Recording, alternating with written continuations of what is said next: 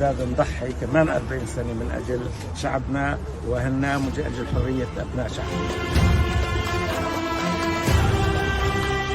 نبع السلام اليوم للفارس المغوار، نبع السلام اليوم للفارس المغوار.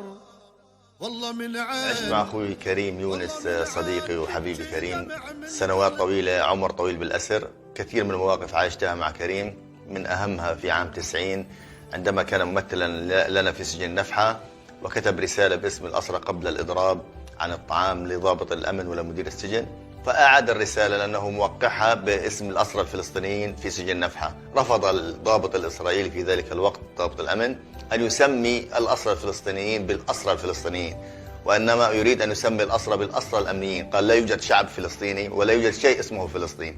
وكانت هذه يمكن المحطة الأولى التي أرى فيها كريم وكيف يدافع عن أننا ماذا توصفنا، بماذا تعرفنا، نحن أسرى فلسطينيين ولسنا أسرى أمنيين. هذا الموقف من أهم المواقف التي رأيتها مع أخونا كريم يونس في السجن. عشنا رجال الموت رجال، أعلنها كريم وقال أنا من عارة ودار العز والعزم عزم الجبال. عشنا رجال الموت رجال، أعلنها كريم وقال أنا من عارة ودار العز والعزم عزم الجبال. كريم يونس نادى وردد يا شعب فلسطين توحد، رغم السجن والمغبد رح نرجع يا بلدنا ابطال، رح نرجع يا بلدنا ابطال.